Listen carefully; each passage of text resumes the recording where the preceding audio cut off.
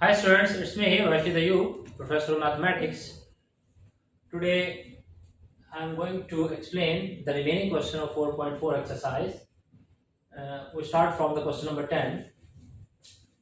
Find angle measured from the line L1 to the line L2, where L1 line किससे बन रही है जी? इन दो पॉइंट्स को मिला के L1 लाइन बन रही है, इन दो पॉइंट्स को मिला के L2 लाइन बन रही है।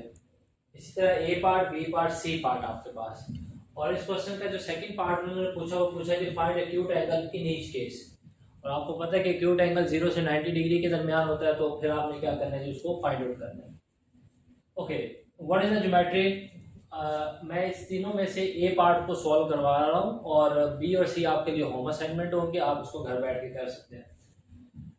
Okay, L1 line, L2 line, दो लाइन मैंने ले ली। L1 लाइन की ऑब्वियसली स्लोप जो होगी वो M1 होगी और L2 लाइन की जो स्लोप होगी वो M2 होगी। और there is a theta in between the line L1 and L2।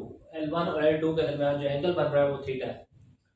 तो पहले तो आप स्लोप निकाल लें, क्योंकि आप जब भी आपने एंगल निकालना है या डायरेक्शन निकालनी है between the lines using slope method, तो आपको जरूरी है कि आपने स्लोप फाइंड आउट करनी है। तो आपने स्लोप निकाल ली। स्लोप की टेक्निक आप ऑलरेडी प्रीवियस लेक्चर्स में भी सुन चुके हैं। अभी मैं फिर दोबारा लिख देता हूँ यहाँ पे y2 माइनस y1 और x2 माइनस x1। तो अब आप देखेंगे y2 माइनस y1 आपको गिवन है जी। जो लाइन L1 है, आप देखें यहाँ पे जो लाइन L1 है वो किन दो पॉइंट्स को मिलकर बनी है? 2 7 और 7 10 को। तो ये आपके पास हो गया x1 y1, जिस मर्जी को आप कह सकते हैं x2 y2।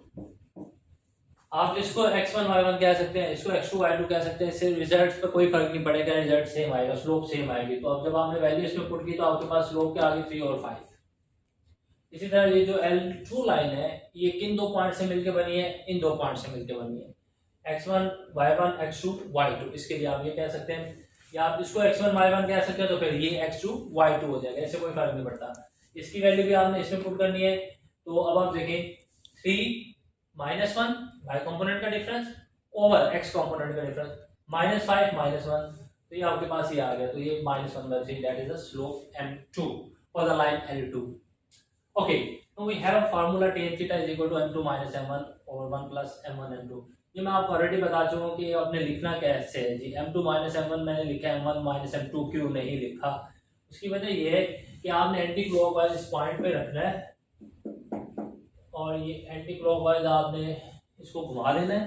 तो जैसे एंटी क्लॉकवाइज घुमाएंगे तो आप देखें टेल किस तरफ आ रही है और हेड किस तरफ है। ये टेल आपके पास M1 है और हेड आपके पास M2, तो हेड माइनस टेल करना है, M2 minus M1, M2 minus M1 over 1 plus M1 M2। अब आप देखें, आप वैल्यू पुट कर दें M1 M2 की, आप ऑलरेडी कैलकुलेट कर चुके हैं। तो जैसे आप यहाँ पे पुट करेंगे, इसको सिंप्लीफाई करेंगे तो आपके पास -7 ओवर 6 आ गया। तो आप कैलकुलेटर से इसकी वैल्यू निकाल सकते हैं। तो ये बेसिकली जो एंगल आएगा L1 और L2 लाइन के दरमियान ये 130.6 डिग्री होगा। ओके, अब आपने निकालना है एक्यूट एंगल। एक्यूट एंगल जो होता है जी आपके पास 0 से 90 डिग्री के दरमियान। तो अब आप देखेंगे कि तो फिर आपने क्या करना है, जो आपके पास एंगल आया है अगर तो ये नेगेटिव होगी, इसलिए नेगेटिव आपके पास, ठीक है, -130 डिग्री आप इसको कह सकते हैं। मैग्नीट्यूड में वो पॉजिटिव हो जाएगा। तो आप 180 इसमें ऐड कर दें। तो जैसे आप 180 ऐड करेंगे, अब 180 ही क्यों ऐड करना है? क्योंकि आपने जो मतलब ट्रिग्नोमेट्रिक फंक्शन है और टेन है, और टेन का पीरियड क्या होता है? पाई होता है। पाई के बाद वो अपनी वैल्यूज को रिपीट करना शुरू कर देता है। अगर साइन और कॉस होते तो उनका पीरियड 2 पाई होता है, तो आपको 360 डिग्री के साथ फिर बिहेव करना पड़ता है। यहाँ पे क्योंकि टेन है इसलिए आपने 180 डिग्री को कंसीडर किया। 180, अब आप देखें क्योंकि ये नेगेटिव है तो जब आपने इस पे ऐड किया -130.6, आपके पास 49.4 डिग्री। और ये देखें 0-90 डिग्री के दरमियान है एंगल, बिल्कुल है। तो this is the acute angle for the line L1 and L2। Okay, now I'm going to move another question number 11। Again वही प्रैक्टिस है जी। आपने क्या प्रैक्टिस करनी है? Find the interior angle of the triangle whose vertices are. अब देखें, आपको 3 वर्टिसेस गिवन है, 4 पार्ट्स इसके प्रैक्टिस के तौर पे। एक मैं सॉल्व करवा देता हूँ, बाकी आपने घर पे बैठ के एज ए होम असाइनमेंट उसको सॉल्व कर लेना है। तो मालूम इसमें भी आपने एंगल ही करना है। तो एंगल फाइंड आउट करने के लिए, क्योंकि स्लोप का मेथड यूज कर रहे हैं, ग्रेडियंट का मेथड यूज कर रहे हैं, तो आपको पहले स्लोप फाइंड आउट करनी पड़ेगी। अब आपने करना क्या है कि ए बी सी आपके पास 3 वर्टिसेस है, तो डी पार्ट को मैंने कंसीडर किया जी सॉल्व करने के लिए। बाकी ए बी सी आप खुद भी कर सकते हैं इसको। तो डी में आपने पहले क्या किया, ए बी की स्लोप निकालें, बी सी की निकालें और सी ए की या ए सी की स्लोप निकालें। तो जब आपने ए बी की स्लोप निकाली उसको मैंने किससे इंडिकेट किया, m1 से। बी सी की स्लोप निकाली उसको मैंने इंडिकेट किया m2 से। और ए सी की जब स्लोप निकाली तो उसको मैंने इंडिकेट किया m3 से। पॉइंट वही है, मेथड वही है, टेक्निक वही है, y2 minus y1 over x2 minus x1।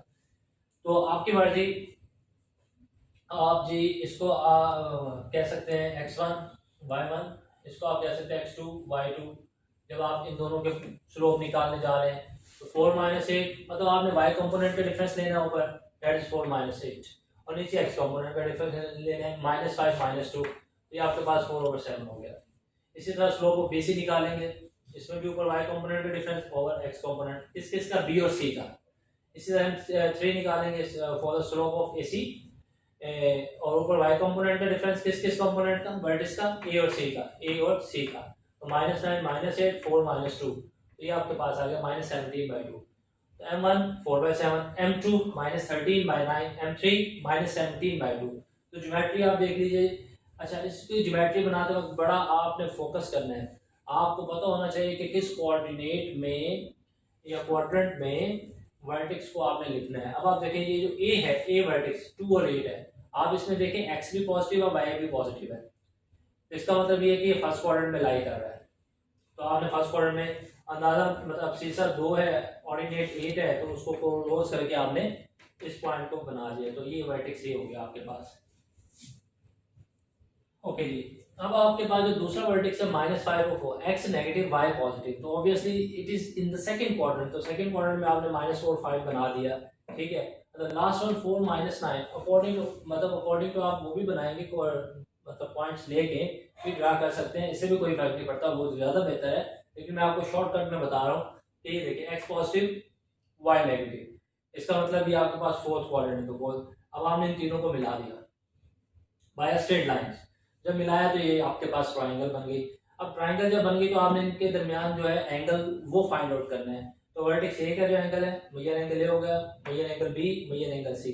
Alpha beta gamma से भी इंडिकेट कर सकते हैं, थीटा 1 थीटा 2 थीटा 3 से भी इंडिकेट कर सकते हैं। ओके, तो ऑलरेडी मैं आपको बता चुका हूँ जी, स्लोप आप निकाल चुके m1 m2 m3। तो जब आपने स्लोप निकाल लिया, अगर मेजर एंगल ए निकालना है तो आप देखें ये हेड है, ये टेल है, तो m3 minus m1। Major angle B निकालना है तो m1 माइनस m2 लेंगे, मेजर एंगल सी निकालना है तो m2 माइनस m3 लेंगे। तो देखिए मेजर एंगल ए आपके पास क्या है, तो मेजर एंगल ए जो आपके पास है दैट इज tan इनवर्स, तो m3 माइनस m1 क्यों होगा, ये मैं आपको ऑलरेडी बता चुका हूँ, क्योंकि ए निकाल रहे हैं ना, तो जब आपने एंटी क्लॉकवाइज इसको घुमाया तो ये आपके पास हेड बना, ये टेल बना, तो m3 minus m1 over 1 plus m1 m3। अब आपके पास ये m3 की वैल्यू क्या है, -17/2, और m1 की वैल्यू क्या है, 4/7। तो पुट कीजिए यहाँ पे जी, -17/2 -4/7। जैसे आपने पुट किया फिर 1 प्लस m1 और m3। अब आप देखें कि आपने इसको सिंप्लीफाई किया, जैसे ही आपने सिंप्लीफाई किया -119 -8 ओवर 14, नीचे वाली क्वांटिटी को किया 1 -68/14, इसको एलसीएम ले, नीचे वाली क्वांटिटी का भी एलसीएम ले, तो आपके पास जो फाइनली आंसर बचेगा वो बचेगा 127 ओवर 54। तो ये आपके पास आ गया 66.96 डिग्री। कैलकुलेटर से आप यूज कर सकते हैं, इसको सिंप्लीफाई कर सकते हैं। Next we are going to find the major angle B. तो मेजर एंगल बी में कौन कौन सी स्लोप इस्तेमाल होगी, m1 और m2। तो हेड वाली साइड पे क्या है जी m1, और टेल वाली साइड पे क्या है जी m2। तो आपने फाइंड आउट करना है m1 माइनस m2। तो अब आप देखेंगे आपके पास जो मेजर एंगल बी होगा that is tan inverse m1 minus m2 over 1 plus m1 m2। तो m1 की वैल्यू आपके पास क्या है जी 4/7, m2 की वैल्यू आपके पास क्या है जी -13/9। तो जैसे आपने यहाँ पे पुट की तो आपने इसको सिंप्लीफाई कर लेना है, सिंप्लीफाई करने के बाद आपके पास जो फाइनल आंसर बचेगा 127 और 11 बचेगा, क्योंकि ये 63 से कैंसिल हो जाएगा, और एंगल आपके पास आ गया 85.05 डिग्री। और आप इसको लिख सकते हैं मेजर एंगल बी, क्योंकि इंडिकेट भी इसी से किया हुआ है आपने। और ये आपने निकाला था जी major angle A, that is 66। Okay, now we are move for the major angle C. तो आप देखें एंटी क्लॉकवाइज जब आपने इसको रोटेट किया तो ये क्या है, m2 माइनस हेड ये है ना, और टेल ये है, m2 माइनस m3। देखिए m2 माइनस m3 और 1 प्लस m2 m3। तो m2 और m3 की वैल्यू क्या है, m2 की वैल्यू -13/9, m3 की वैल्यू -17/2। तो आपने m2 की जगह -13/9 m3 की जगह -17/2 पुट कर दिया तो नेगेटिव नेगेटिव पॉजिटिव हो जाएगा। फिर आपने इस पूरी क्वांटिटी को सिंप्लीफाई किया तो आपके पास 127/239 आ गया। तो जिसके मतलब अगर आप कैलकुलेटर इस्तेमाल करेंगे तो आपके पास एंगल आएगा 27.99 degree. Now we are going to move question number 12. What is the question number 12? Find the interior angles of the quadrilateral whose vertices are A, B, C, D. तो स्टूडेंट ये जो अगले question है इसमें आपने practice करनी है कि कैसे स्लोप से आपने एंगल को फाइंड आउट करना है। तो क्वेश्चन नंबर 12 और 13 ये दोनों क्वेश्चन में बेसिकली प्रैक्टिस करवाई गई है how you find out the interior angle if any polygon is given to you using slope method. तो अब आप देखेंगे ए बी सी डी आपके पास 4 वर्टिसेस है। आपने वर्टिसेस कैसे ड्रा करने हैं, एक्स भी पॉजिटिव वाई भी पॉजिटिव फर्स्ट क्वाड्रेंट में, X negative Y positive second quadrant में, और एक्स वाई दोनों नेगेटिव है तो ये थर्ड क्वाड्रेंट में आ गया, एक्स पॉजिटिव और वाई नेगेटिव तो ये फोर्थ क्वाड्रेंट में आ गया। आप इसको कार्टेशियन प्लेन बना के पॉइंट्स ड्रा करके तब भी ड्रा कर सकते हैं, तब भी आपके पास ये ज्योमेट्री बनेगी। तो ये जरूरी नहीं है कि आप कार्टेशियन फॉर्म ऑफ अंदाजे से ये पॉइंट ऐसे ही ड्रा कर दें जैसे मैंने ड्रा किया है। Okay, slope of the line A B, तो ये आपके पास ए बी है, इसकी आपने स्लोप निकालनी है 1 से, मेथड वही है y2 - y1 over x2 - x1। तो अब आप देखिए कि आपने क्या करना, y कंपोनेंट का डिफरेंस 2 - 3 डिवाइडेड बाय 5 - -2, तो ये आपके पास स्लोप आ गई -1/7। इसको मैंने इंडिकेट कर दिया 1 से, m1 = -1/7। Now I am going to find out the slope of BC। अब आप देखें तो y कंपोनेंट का डिफरेंस 3 - -4 7 हो गया, -2 - -3 ये 1 हो गया, तो आपके पास 7 आ गया। इंडिकेट मैंने इसको किससे किया, m2 से। अब इसी तरीके से आपने क्या मालूम करना, slope of CD which is indicated by m3। तो m3 में तो आपके पास ये आपके पास x1 y1 x2 y2, तो y कंपोनेंट का डिफरेंस -5 +4 या -4 +5 हो जाएगा। तो आपकी मर्जी, आप जैसे मर्जी इसको कर दें, ऊपर y कंपोनेंट का डिफरेंस और नीचे x कंपोनेंट का डिफरेंस, तो आपके पास -1/7 आ गया।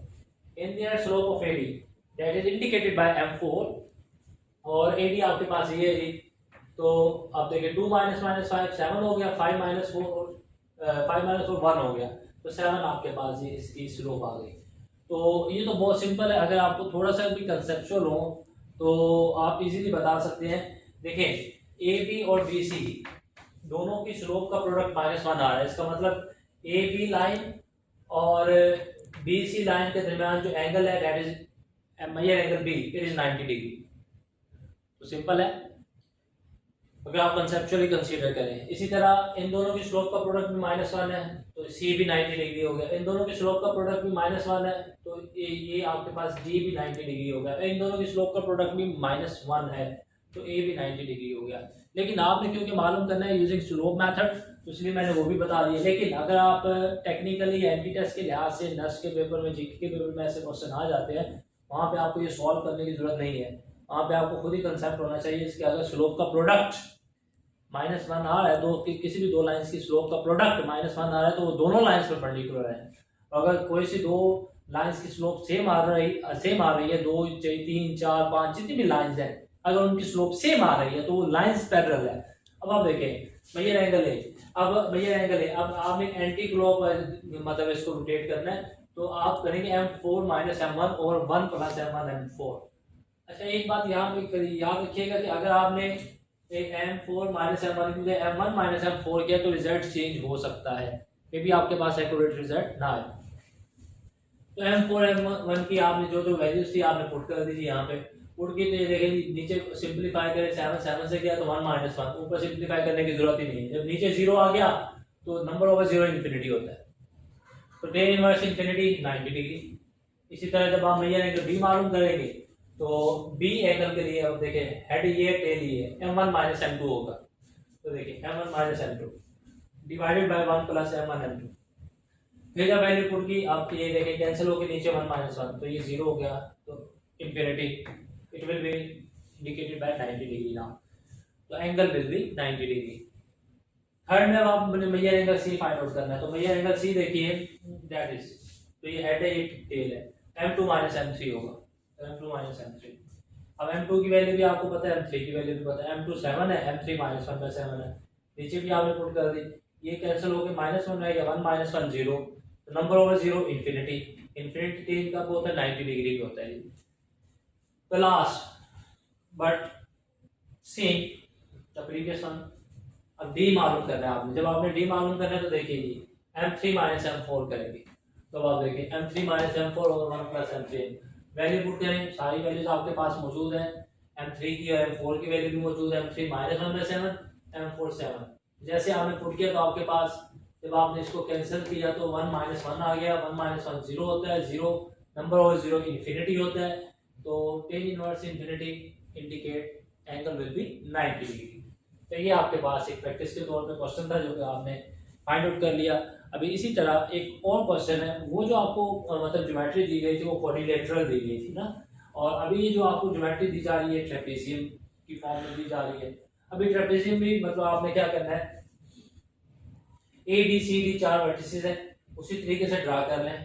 यानी कि A X negative Y negative, तो इसका मतलब ये है कि थर्ड क्वाड्रेंट में है। फिर बी ये नेगेटिव एक्स लाइन के ऊपर है क्योंकि एक्स की वैल्यू है, वाई जीरो है। और इसके साथ सी ये पॉजिटिव है, एक्स भी वाई, ये फर्स्ट क्वाड्रेंट में, ये भी फर्स्ट क्वाड्रेंट में। तो ये सी हो गया, ये डी हो गया, ये ए हो गया, ये बी हो गया। इन सबको आपस में आपने मिला दिया। फिर दो पॉइंट्स आपके पास मौजूद है, आपने क्या किया जी, स्लोप ऑफ ए बी निकाली जिसको आपने m1 कह दिया। तो ये आपके पास m1 आ गया जी -1/2। स्लोप ऑफ बी डी निकाली जिसको आपने m2 कह दिया, तो m2 आपके पास है जी 2। और इसी तरह जब आपने स्लोप ऑफ सी डी निकाली दैट इज m3, वो आपके पास है जी -1/2। और लास्ट में स्लोप ऑफ ए सी जो निकाली आपने वो m4 है दैट इज इक्वल टू 2। तो ये आपने स्लोप फाइंड आउट कर ली। और आपको पता है कि स्लोप के लिए क्या है जी y2 माइनस y1 और x2 माइनस x1। ये मैं पहले बता चुका हूँ, इसलिए मैंने डायरेक्ट अब इनकी स्लोप लिख दी। अगर आप निकालना चाहते हैं तो निकाल लीजिए। अगेन यू कैन सी है, देखिए जी इन दोनों स्लोप का प्रोडक्ट -1 है, इसका मतलब ये दोनों लाइन आपस में परपेंडिकुलर है। इन दोनों स्लोप का प्रोडक्ट आपके पास स्लोप का -1 है, तो दोनों लाइन आपस में परपेंडिकुलर है। इसी तरह ये दोनों लाइंस भी आपस में परपेंडिकुलर है क्योंकि इनकी स्लोप का प्रोडक्ट आप इनको मल्टीप्लाई करेंगे तो रिजल्ट -1 आएगा। ओके जी, फिर भी क्योंकि आपने using slope technique find out करने थे इंटीरियर एंगल्स, तो आपने फिर वही तो अभी मैं बता के आया हूँ भैया एंगल है। अब देखिए ए अगर आपने मालूम करना तो एंटी क्लॉकवाइज ऐसे घूमेगा जी। तो ये एम जो आपके पास बी ए की स्लोप है m1 है और ए सी की स्लोप m4 है, तो m1 माइनस m4 होगा जी। इस चीज का आपने क्या रखना है स्टूडेंट्स, क्योंकि अगर आपने यहाँ पे मिस्टेक किया m4 माइनस m1 तो आपको रिक्वायर्ड रिजल्ट नहीं मिलेगा, एक्यूरेट रिजल्ट नहीं मिलेगा। m1 माइनस m4, m1 की वैल्यू भी मौजूद है आपके पास ही और m4 की वैल्यू भी आपके पास मौजूद है, आपने पुट कर दी। तो जब आपने इसको सिंप्लीफाई किया नीचे जीरो आ गया, number over zero infinity, infinity का मतलब टेन इनवर्स इन्फिनिटी का मतलब 90 डिग्री। इसी तरह आपने जब भैया एंगल बी निकालना है तो एक आपने एंटी क्लॉकवाइज एंगल घुमा दिया, m2 और m1 हेड यहाँ पे है तो m2 माइनस m1 आ गया और 1 प्लस m1 m2। m2 की वैल्यू 2 है, m1 की वैल्यू -1/2 है, तो ये माइनस और ये माइनस प्लस हो जाएगा। अब इसको आप देखिए जैसे m1 m2 नीचे भी पुट करना है आपने, पुट करने के बाद आप देखिए जब आपने इसको सिंप्लीफाई किया 2 2 से गया 1 माइनस 1 0, तो number over zero infinity, infinity का मतलब π/2। Now we are going to move भैया एंगल सी। जब आपने भैया एंगल सी फाइंड आउट किया तो अब आप देखिए इसको एंटी क्लॉकवाइज आप घुमा दें m4 माइनस m3। अब आप देखिए m4 की वैल्यू आपके पास क्या है 2, m3 की -1/2। तो वैल्यू पुट कर दी आपने, जैसे वैल्यू पुट की number over zero infinity, infinity का होता है जी 90 डिग्री। इसी तरह भैया एंगल डी, तो डी जब आपने मालूम करना तो ये आप एंटी क्लॉकवाइज घुमाएंगे जी, तो आपके पास जो स्लोप होगी m3 और m2 इस्तेमाल होगी। तो m3 minus m2, what is the value of m3 -1/2, what is the value of m2 that is 2। तो वैल्यू पुट कर दिया आपने, इधर नीचे भी पुट की, तो 2 और 2 कैंसिल होकर -1 रह गया, 1 minus 1 0, number over zero infinity. तो टेन इनवर्स इन्फिनिटी का मतलब क्या है जी 90 degree. So this is the end of question number 13। Next we are going to move question number 14 of exercise 4.4. Area of the region bounded by the triangle whose sides are. देखिए student sides आपको दी गई है, आपने area मालूम करना है। Area निकालने का जो फॉर्मूला है वो ये आपके पास है जी 1/2 x1 y1 1 x2 y2 1 x3 y3 1। इसका मतलब आपको पहले चाहिए कोऑर्डिनेट्स। जब आपने कोऑर्डिनेट्स फाइंड आउट करने हैं तो कोऑर्डिनेट्स फाइंड आउट करने के लिए पहले आपको क्या करना पड़ेगा, आपको इक्वेशन नंबर 2 को सॉल्व करना पड़ेगा। एक पॉइंट आपके पास आएगा, फिर 2 और 3 को सॉल्व करना पड़ेगा, फिर 3 और 1 को सॉल्व करना पड़ेगा। तीनों पॉइंट्स आपको चाहिए। तो देखें, जैसे ही आपने 1 और 2 को सॉल्व किया, आपने 1 को 2 में ऐड कर दिया तो -y + y से खत्म, x की वैल्यू 3 आ गई। 3 को आपने पुट किया 1 में, जैसे आपने 1 में x की जगह 3 रखा तो 21 आ गया। ये -y - 10 = 0। इसको सिंप्लीफाई किया तो y आपके पास 11 बच गया। तो ये आपके पास पॉइंट है, सपोज आपने कह दिया x1 y1 है, दैट इज 3 11। तो क्योंकि ये सॉल्व किया आपने 1 और 2 को, आपकी मर्जी, आप जिस मर्जी को कह दें। फिर 2 और 3 को सॉल्व करें। 2 और 3 को सॉल्व कैसे किया जी, सॉल्व इनटू इक्वेशन 2 को 2 से मल्टीप्लाई करें, ये 20x 2y 40 82, ठीक है। और 3 में इसको 3 को माइनस कर दें बेस में से, 3 क्या है जी 3x + 2y + 3, माइनस किया तो साइन चेंज हो गया, 2y y एलिमिनेट हो गया आपके पास और x आपके पास आ गया जी। तो x को 5 आ गया, पुट करें जी 2 में। जैसे आपने x को 2 में पुट किया तो आपके पास बन गई जी 10 × 5 + y - 41 = 0। यहाँ से आपके पास आ गई जी y की वैल्यू, दैट इज -9। तो ये आप कह रहे हैं ये x2 है और y2 है। तो इसी तरह जब आपने अब सॉल्व किया 1 और 3 को, तो 1 और 3 को सॉल्व करने का मतलब क्या है, आपने 1 को मल्टीप्लाई किया 2 के और 3 इक्वेशन क्या आपके पास 3x + 2y + 3 = 0, और 1 को 2 से मल्टीप्लाई जब किया आपने 14x - 2y - 20, तो ये आपके पास आ गया। अब ये दोनों आप देखिए एडिटिव इनवर्स है कि कैंसिल हो गए, तो x बच गया आपके पास, इसको सिंप्लीफाई किया तो x1 आ गया। अब आपने पुट कर दिया x की वैल्यू 1 इन 1, जैसे आपने x को यहाँ पे 1 पुट किया तो ये आपके पास बन गया 7 × 1 - y - 10 = 0। सिंप्लीफाई करेंगे तो y की वैल्यू -3, और ये आप कंसीडर करिए x3/3। तो ये एक ट्रायंगल बन गई, उसके वर्टिसेस आपके पास आ गए, ए भी आ गया, बी भी आ गया, सी भी आ गया। फॉर्मूला क्या है जी, ट्रायंगल का एरिया फाइंड आउट करने के लिए 1/2 x1 y1 1, x2 y2 1, x3 y3 1। तो आपने x1 y1, x2 y2, x3 y3 put कर दिया और फिर इसका डिटर्मिनेंट ओपन कर दिया। जैसे ही आपने डिटर्मिनेंट ओपन किया, आपके पास ये बना सिंप्लीफिकेशन के बाद -34। तो एरिया नेगेटिव हो नहीं सकता, इसलिए आपने क्या किया, इसको पॉजिटिव लिख दिया। और एरिया का जो यूनिट होता है जी वो होता है जी स्केल यूनिट। अब आप देखें जी 15 क्वेश्चन, और ये जो आपके पास 15 क्वेश्चन है इसमें ए बी सी वर्टिसेस है। आपने फाइंड क्या करना है, centre of the circum circle of the triangle. अब आपको पता है सर्कम से, अभी आप क्वेश्चन नंबर इससे पहले लेक्चर में हमने फाइंड आउट किया है जी, कोऑर्डिनेट्स फाइंड आउट किए सर्कम सर्कल के, तो वही मेथड हमने यूज करना है यहाँ पे भी। अब वो होता क्या जी, ये होता है जी राइट बाइसेक्टर्स, जिसको परपेंडिकुलर बाइसेक्टर ऑफ साइड्स भी बोला जाता है। तो उनकी इक्वेशंस आपने फाइंड आउट करनी है, और फिर उनसे उनके इंटरसेक्शन का जो पॉइंट होगा वही बेसिकली आपके पास सेंटर होगा सर्कम सर्कल का। तो किया क्या है, ये ज्योमेट्री मैंने ड्रा किया जी, ए बी सी 3 वर्टिसेस ले लिए ट्रायंगल के, गिवन है मुझे। तो मैंने एक राइट बाइसेक्टर यहाँ से ड्रा किया डी से अपवर्ड, ठीक है, ये डी से अपवर्ड ड्रा कर दिया। फिर एक ई से अपवर्ड ड्रा कर दिया, ये इस पॉइंट पे इंटरसेक्ट कर दिया, जिसको मैंने ओ का नाम दे दिया। तो ओ ई भी परपेंडिकुलर बाइसेक्टर है, ओ डी भी परपेंडिकुलर बाइसेक्टर है। ओ डी परपेंडिकुलर बाइसेक्टर है किसके जी, बी सी के। ओ ई परपेंडिकुलर बाइसेक्टर है किसके जी, ए सी के।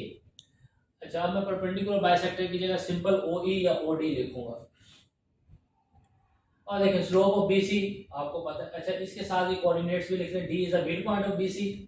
तो मिड पॉइंट रूल के मुताबिक x को x में ऐड करके 2 पे डिवाइड किया तो -1/2, y को y में ऐड करके 2 पे डिवाइड किया तो 3। E is the mid point of AC। तो x को x में ऐड करके डिवाइड किया तो 1/2, y को y में ऐड करके डिवाइड किया तो ये 4 आ गया आपके पास। तो कोऑर्डिनेट्स आपके पास D के भी आ गए, E के भी आ गए।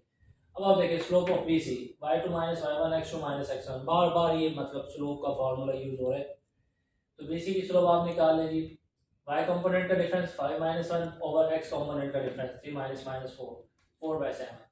तो आप देखें क्या ये OD है परपेंडिकुलर है BC के, यस इट इज परपेंडिकुलर। तो अब क्या करना है, अब आपने इसकी स्लोप BC की स्लोप से OD की स्लोप निकल आएगी, क्योंकि OD परपेंडिकुलर है तो BC के और BC की स्लोप आपके पास 4/7 है, तो OD की स्लोप क्या होगी, आपने इसका रेसिप्रोकल लेना है 7/4 और साइन को चेंज कर देना है, पॉजिटिव है तो क्या हो जाएगा नेगेटिव, तो -7/4 परपेंडिकुलर बाइसेक्टर की स्लोप आ गई। अब आप इसकी इक्वेशन निकाल लें, इक्वेशन ऑफ OD थ्रू इस पॉइंट से पास कर रही है जी, ठीक है, और स्लोप क्या है जी -7/4, इस पॉइंट में पुट करें, x1 की जगह आएगा जी -1/2, y1 की जगह आएगा 3 और m की जगह -7/4, तो इसको सिंप्लीफाई किया तो आपके पास ही आपके इक्वेशन आ गई, जिसको हमने इक्वेशन नंबर 1 किया। इसके बाद आप देखिए जी आपने AC की स्लोप निकालनी है, तो 5 - 3 y कंपोनेंट का डिफरेंस, 3 - 2 x कंपोनेंट का डिफरेंस, 2/5 आपके पास आ गया। अब OE क्योंकि परपेंडिकुलर है AC के, इसलिए OE की जो स्लोप होगी वो इसकी जो स्लोप है उसका रेसिप्रोकल विद अपोजिट साइन, तो 2 और 5 का रेसिप्रोकल 5/2 और अपोजिट साइन क्या है जी नेगेटिव, तो OE की स्लोप आपके पास क्या आ गई जी -5/2। ओके, अब आप इसकी इक्वेशन ड्रा कर लें, परपेंडिकुलर बाइसेक्टर जो है OE, तो through point 1/2 4 y - y1 m × x - x, तो m आपके पास क्या है जी ये गिवन है जी -5/2, आपने पुट की यहाँ पे x1 1/2 y1 4, जैसे आपने पुट किया आपके पास 2y - 8 = -5x + 5/2, इसको सिंप्लीफाई किया तो आपके पास ये इक्वेशन बन गई 14x और 10x + 4y - 21 = 0।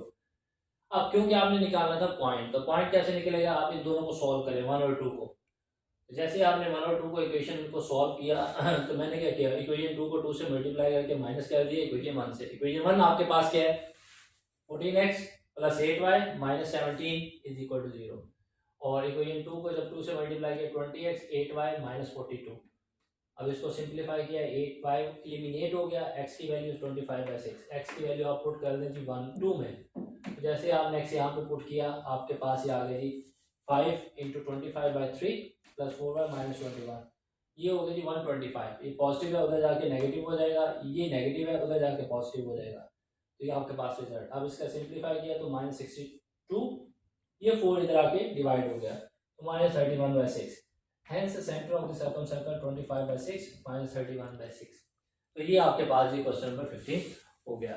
Now we are going to move the next question.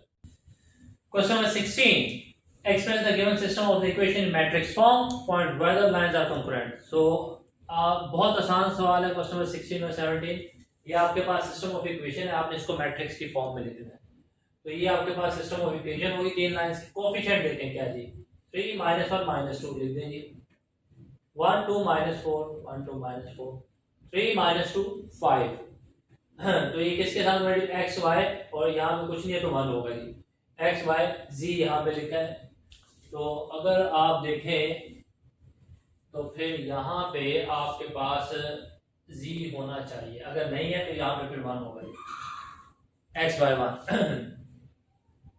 आप देख सकते हैं यहाँ पे z मौजूद नहीं है, या तो इसके साथ भी z होता है इसके साथ भी z, अगर इनके साथ नहीं है तो आप इसको 1 ही लिखेंगे, और इक्वल टू क्या है जी ये होमोजीनियस सिस्टम है बेसिकली, क्योंकि सेकंड 2 वेरिएबल में है x और y में, और इक्वल टू 0 है। अब आप देखें आपने अभी बताना है कि जो सिस्टम आपको दिया गया है कि क्या ये कॉन्करेंट है कि नहीं। अब आपने कोएफिशिएंट मैट्रिक्स उठाना है, कोएफिशिएंट मैट्रिक्स का आपने डिटरमिनेंट लेना है, अगर तो वो 0 आ जाता है तो वो कॉन्करेंट होगा, अगर वो 0 नहीं आता तो वो कॉन्करेंट नहीं है। जैसे कि आप देखें ये कोएफिशिएंट मैट्रिक्स का आपने डिटरमिनेंट लिया, पहले R1 से एक्सपेंड किया, expanding bye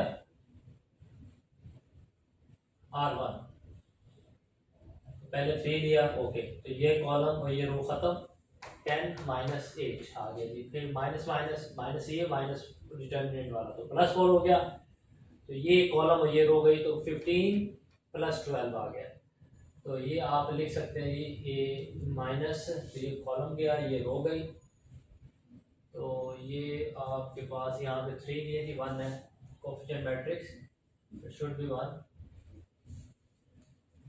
okay you can see है सेकंड है 1 2 1 2 - 4, तो मेरे से गलती से 3 लिखा हुआ था जी इसको, अब ये 1, अब ठीक है जी, ये रो गई कॉलम की, तो 5 + 12 तो ये आपके पास 7 अब -2 देखिए जी, ये -2 है तो ये कॉलम और ये रो गया, तो -2 और -6 ये आपके पास आ गया, 10 - 8 2 2 × 3 6 17 × 4 68 -8 × -2 16, equal to 90 does not equal to 0, it means the lines are not concurrent. Next, आपके पास एक सिस्टम दिया हुआ है मैट्रिक्स की फॉर्म में, आपने उसको इक्वेशंस की फॉर्म में कन्वर्ट करना है और the system of the linear equation find out करनी है। अब आप देखिए ये आपके पास सिस्टम में बी पार्ट में इसको सॉल्व कर लो जी, रिमेनिंग आप होम असाइनमेंट समझ लीजिएगा। तो 1 को x से मल्टीप्लाई किया, 1 को y से किया, 2 को z से किया, ये आपके पास आ गया 2x 4y minus 3z, second row आ गई 3x 6y माइनस 5z, ये थर्ड आ गई इक्वल टू 0 0 0, ये भी इक्वल टू 0, ये भी इक्वल टू 0, ये भी इक्वल टू 0। तो अब आप देखिए ये required system of linear equation. अब आपने चेक करना है कि क्या ये जो इसका कोएफिशिएंट मैट्रिक्स है उसका डिटरमिनेंट 0 आता है कि नहीं।